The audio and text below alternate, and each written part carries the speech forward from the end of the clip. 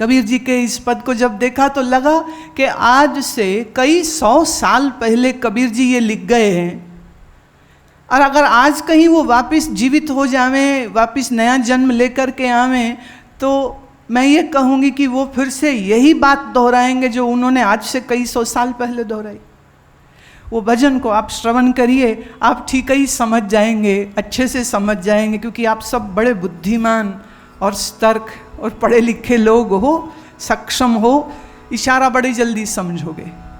कबीर जी कहते हैं, ऐसी है दीवानी दुनिया भक्ति भाव नहीं बूझे जी। ऐसी है दीवानी दुनिया भक्ति भाव नहीं बूझे जी। ऐसी है दीवानी दुनिया भक्ति भाव नहीं बूझे जी। ऐसी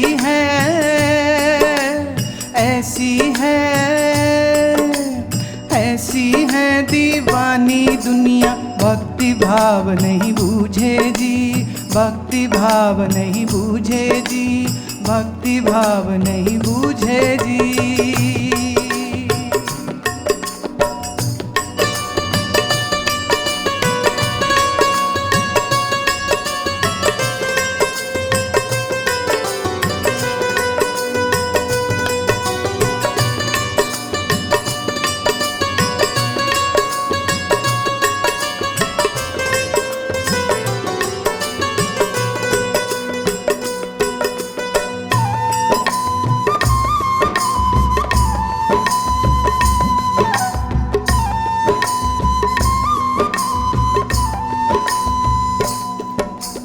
कोई आवे बेटा मांगे यही गुसाई दीजिए जी। संतों के जाते हैं तो ये मांगते हैं, हाँ, भक्ति नहीं मांगते, क्या बोलते हैं, कोई आवे बेटा मांगे यही गुसाई दीजिए जी। कोई आवे दुख का मारा हम पर कृपा कीजिए जी। कोई आवे दुख का मारा हम पर कृपा कीजिए जी। ऐसी है दीवानी दुनिया भक्ति भाव नहीं बूझे जी। ऐसी है दीवानी दुनिया भक्ति भाव नहीं बूझे जी। ऐसी है दीवानी दुनिया भक्ति भाव नहीं बूझे जी। भक्ति भाव नहीं बूझे जी।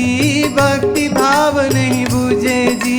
भक्ति भाव नहीं बूझे जी। भक्ति भाव नहीं बूझे जी।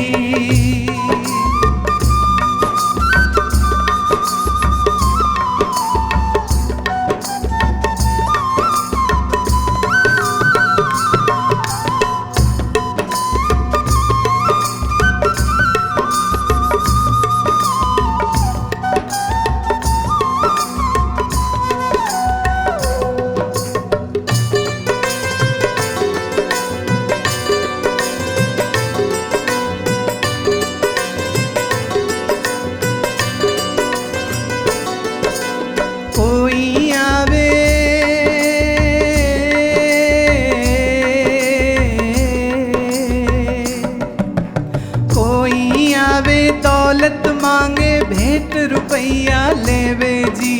कोई आवे दौलत मांगे भेंट रुपैया लेवे जी।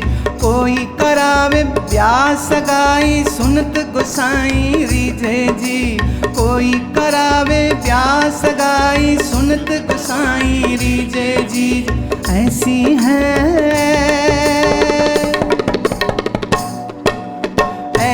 है दीवानी दुनिया भक्ति भाव नहीं सीझे जी। ऐसी है दीवानी दुनिया भक्ति भाव नहीं बूझे जी। ऐसी है दीवानी दुनिया भक्ति भाव नहीं बूझे जी। ऐसी है दीवानी दुनिया भक्ति भाव नहीं बूझे जी। भक्ति भाव नहीं बूझे जी। भक्ति भाव नहीं बूझे जी। भक्ति भाव नहीं बूझे जी। भक्ति भाव नहीं बूझे जी।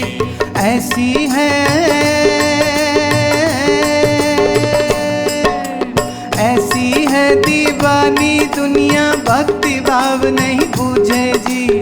ऐसी है दीवानी दुनिया, भक्ति भाव नहीं बूझे जी।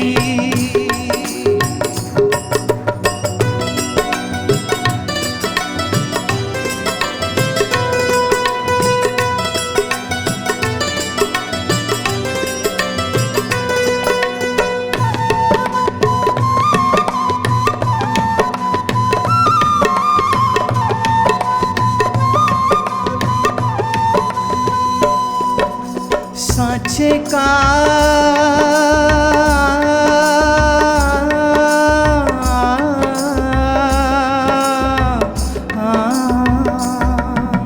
सांचे का कोई गाहक नहीं, सांचे का कोई गाहक नहीं, झूठे जगतपति जय जी। सांचे का कोई गाहक नहीं, झूठे जगतपति जय जी। कहे कबीर कबीर,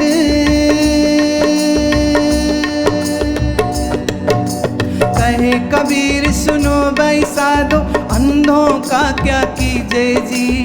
कहे कबीर सुनो भाई साधो, अंधों का क्या कीजे जी। ऐसी है,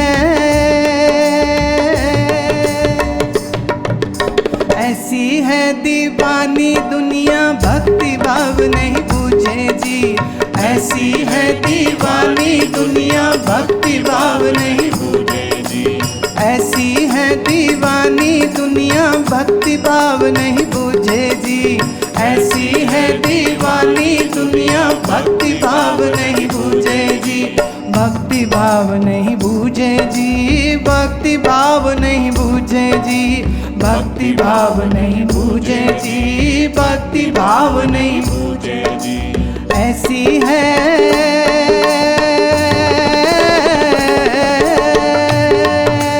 ऐसी है दीवानी दुनिया, भक्ति भाव नहीं बूझे जी। ऐसी है दीवानी दुनिया, भक्ति भाव नहीं बूझे जी। ऐसी है दीवानी दुनिया, भक्ति भाव नहीं बूझे जी।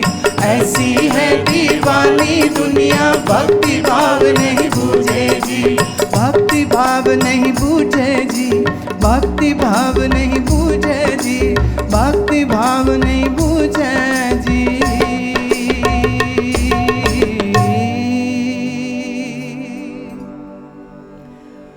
कबीर कहते हैं लोग मंदिर भी जाते हैं तो जो वहाँ मौजूद होता है उसको यही पूछते हैं जी कि अच्छा ब्याह करा दो, कहीं लड़की मिलवा दो, कोई लड़का मिलवा दो। तो पंडित वहाँ बैठ के शादियाँ करवा रहे होते हैं, उसको भी तो दक्षिणा मिलेगी ना, पेट उसने भी तो पालना। एक मुझे याद है बचपन में हमारे एक रिश्तेदार, वो रोज शाम को तैयार होकर के गुरुद्वारे चले जाते। वो जाते मैं भी चली जाती, छोटी थी 10-11 साल की थी। तो बच्चों को तो लगता है कि घूमने की जगह है, जाओ प्रसाद खाओ बैठो, अच्छा लगता था। पर वो वहाँ प्रसाद खाने के बाद वहीं बैठ जाते परिक्रमा में और फिर किसी किसी से बात करते रहते, घंटों बैठे रहते, समझ नहीं लगती थी। एक दिन मैं भी बैठ गई तो वो हो क्या रहा था, उनकी लड़की की शादी नहीं हो रही थी, वहाँ बैठ के देखते रहते थे, ये लड़का ठीक है, नहीं नहीं ये नहीं ठीक, ये लड़का ठीक है। और फिर वो पूछते ये कौन है।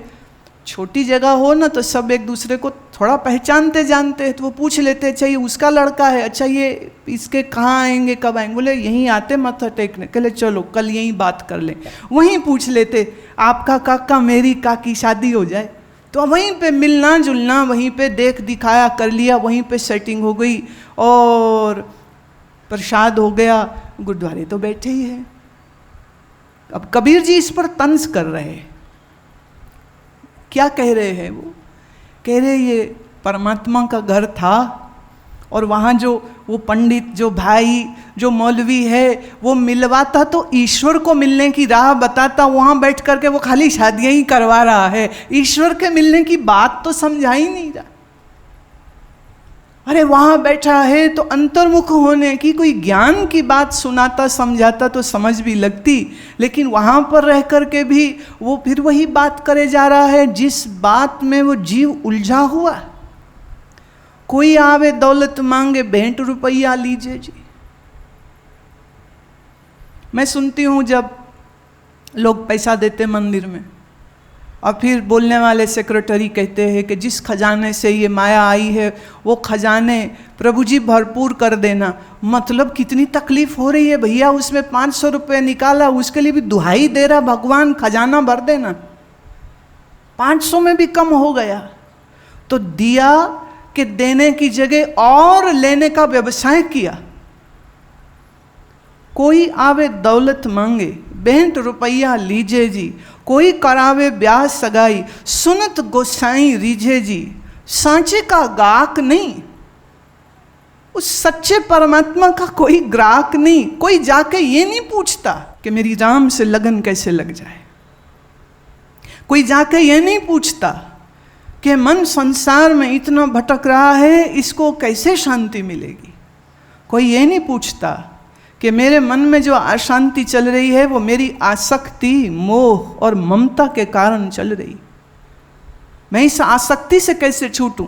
सत्संग की बात कोई नहीं हो रही, धन की बात हो रही है, मकान की बात हो रही है।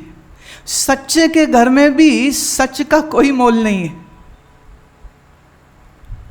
सच्चे के घर में भी सच का कोई मोल नहीं।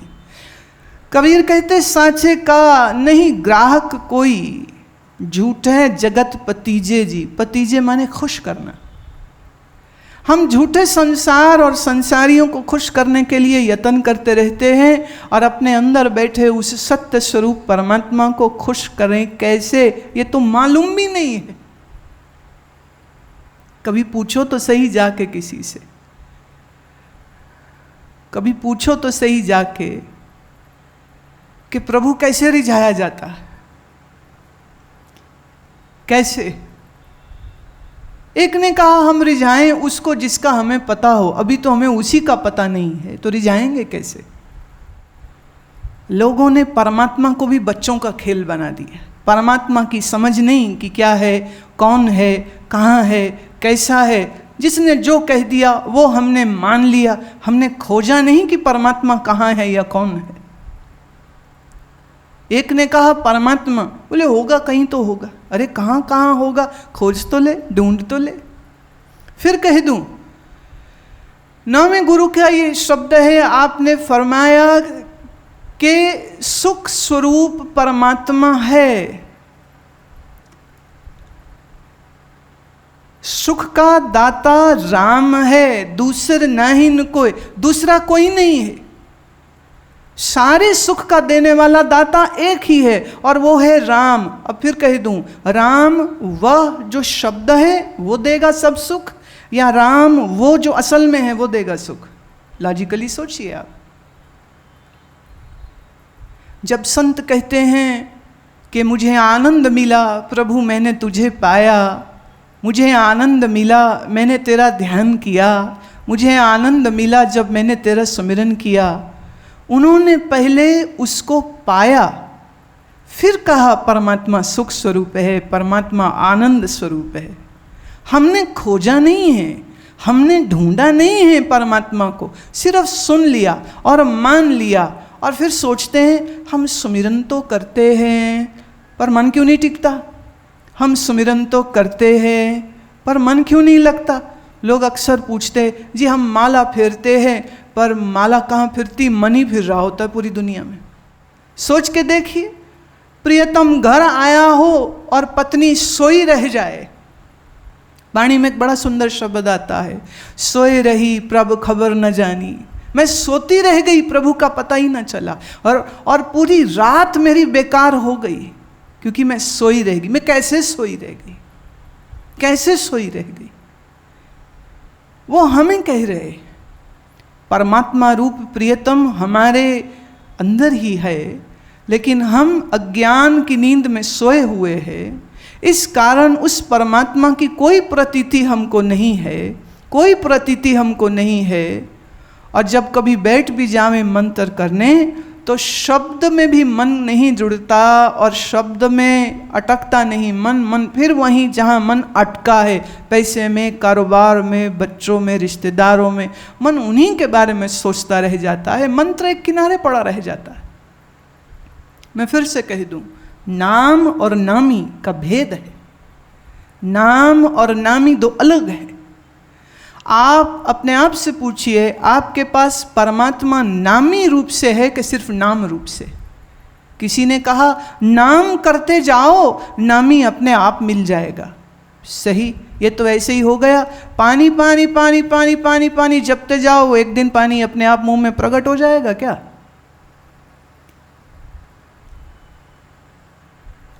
नहीं होगा।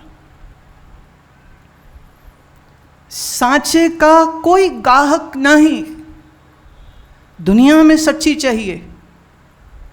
दुनिया हमें कोई ऐसे ही कहे कि लो भाई चलो, पैसे तो नहीं है तेरे पास, तो पर तू मान ले कि तू बड़ा अमीर है। तुम मान लोगे क्या? तुम कहोगे मैं पागल हूं, मैं ऐसे ही मान लूं? मैं नहीं हूं तो नहीं हूं अमीर, मान कैसे लूं? ऐसे ही कोई आपसे कहे तुम मान लो कि तुम परमात्मा को जानते हो, तो ये बात तो सच ना होगी। परमात्मा जानना पड़े, परमात्मा खोजना पड़े। खोजेंगे कैसे? पहले उसका पता लेना पड़ेगा, उसका स्वरूप क्या है। सत्य है, असत्य है, आकार है, निराकार है, निर्गुण है, सरगुण है, कैसा है वो? कभी जाके किसी संत से पूछो तो सही। पर कबीर जी कहते हैं कोई आवे बेटा मांगे, यही गुसाई दीजिए जी। कोई गलती से चलाई जाए ना किसी संत महात्मा के, तो वो कहता है कि बेटा कैसे हो जाए वो आशीर्वाद दे दो, पैसा कैसे मिल जाए वो आशीर्वाद दे दो। कभी कभी गलती से मैं भी फंस जाती हूँ।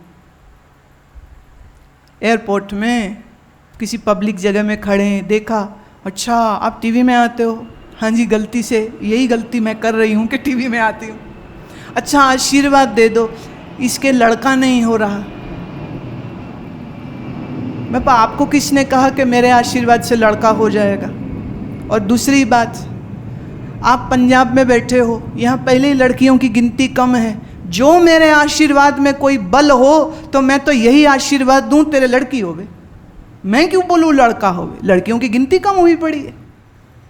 तो अव्वल तो मेरे आशीर्वाद से बच्चे नहीं पैदा होते। तुम किसी ऐसे बाबा को ढूंढ लो जो ऐसे मंत्र तंत्र यंत्र करते हो, जिनसे बच्चे होते हो और शादियां होती हो और दुकानें चलती हो और लॉटरियां निकलते हो। मेरा ये डिपार्टमेंट नहीं है। सबसे बड़ा भ्रम है कि संसार सत्य है, और चूंकि अभी संसार सच लगता है तो परमात्मा झूठ हो गया। लोग झूठे आस्तिक हैं, सच्चे आस्तिक नहीं हैं। क्योंकि सच्चा आस्तिक वही हो सकता है जिसने परमात्मा के अस्तित्व का ज्ञान किया।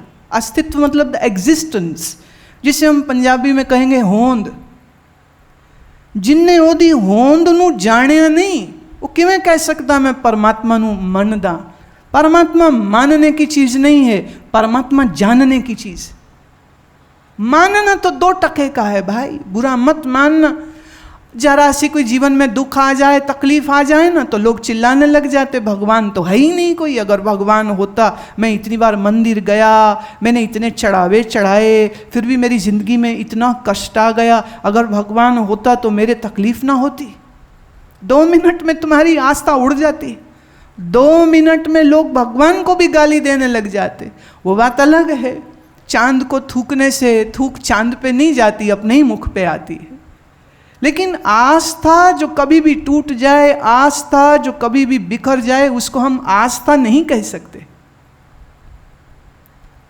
ईश्वर खोज का विषय है, और जिसने उस तत्व को खोजा, जिसने उस तत्व को जाना, वही इस संसार की असलियत से भी परिचित हो जाता है कि ये वास्तव में असत्य है और परमात्मा ही सत्य है।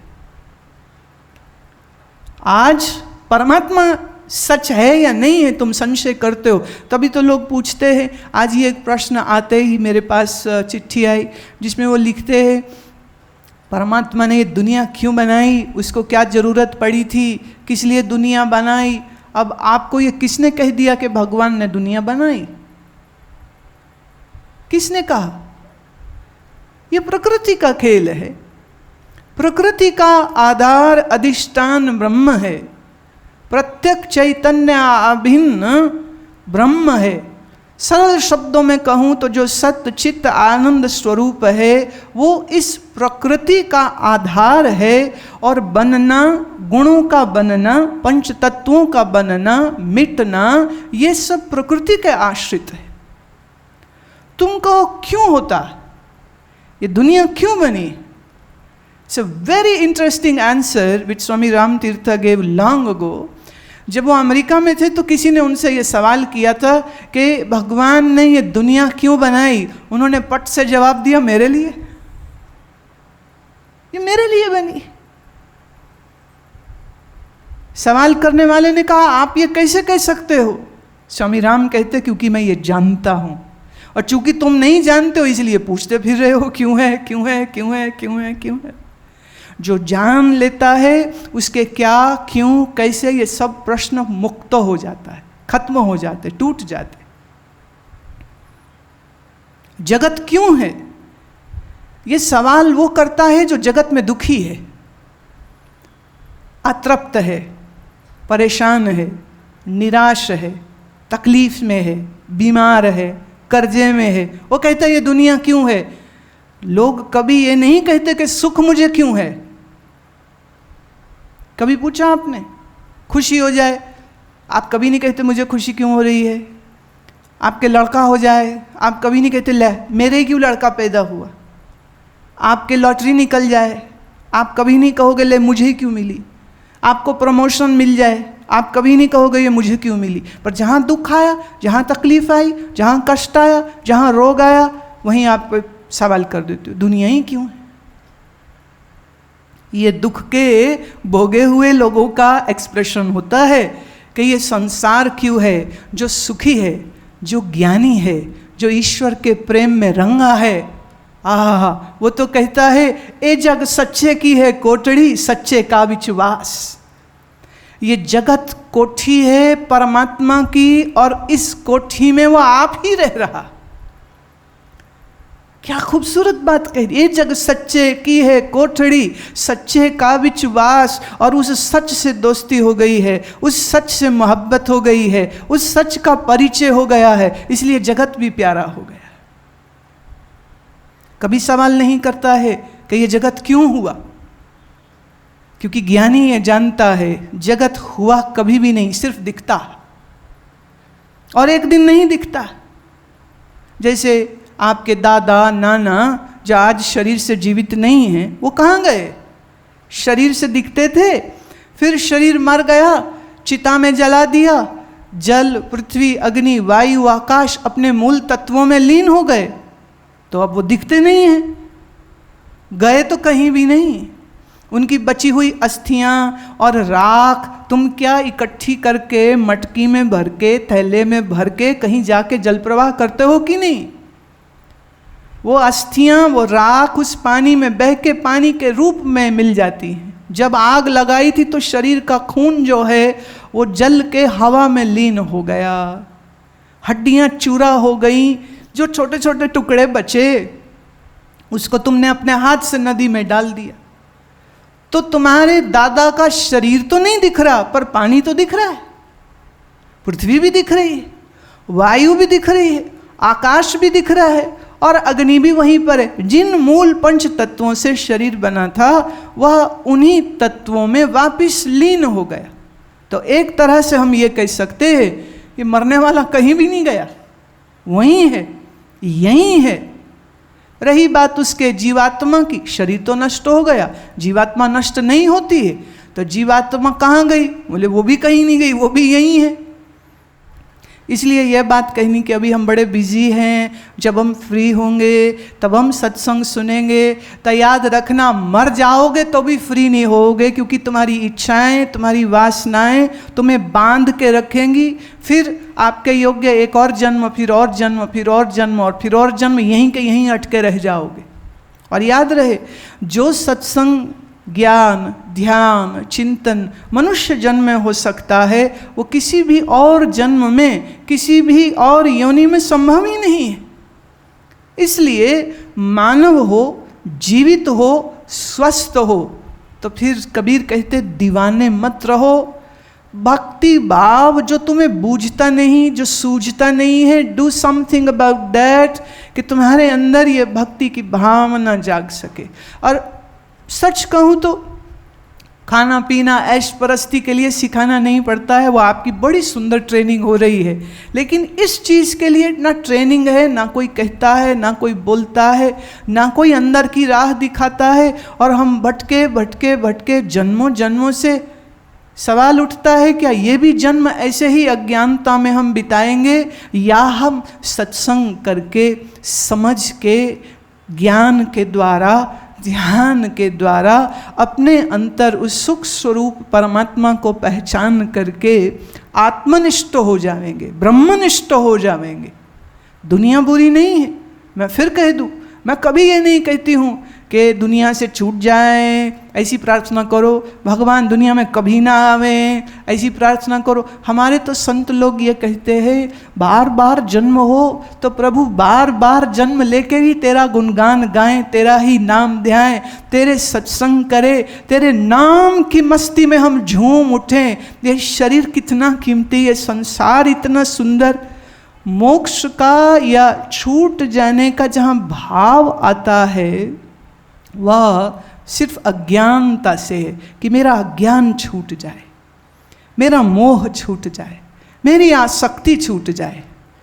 दुनिया बुरी नहीं, मैं फिर कह दूँ, ना पैसा बुरा है, न पत्नी बुरी है, न पति बुरा है, न मकान बुरा है, न दौलत बुरी है, पर जब हम उनसे चिपट जाते हैं, उलझ जाते हैं, आसक्त हो जाते हैं और ये भूल जाते हैं कि ये सदा नहीं रहेगा, तब हम दुख के एक बहुत बड़े झंझावात में फंस जाते हैं। उससे हमको अपने आप को बचाना है। और अंत में आप सबको मैं दोनों हाथ जोड़ नमस्कार करती हूँ, प्रार्थना करती हूँ कि कल प्रभु हम फिर सब जब बैठें तो आपके ज्ञान की अमृत वर्षा को हम अनुभव करें और इस ज्ञान की राह पर चलने के योग्य हम हो सके। प्रभु ऐसी कृपा मुझ वक्ता और सामने बैठे इन तमाम श्रोताओं को दीजिए। प्रभु की ये अपार कृपा हम सब पर बरसे, हम सब पर बरसे, हम सब पर बरसे।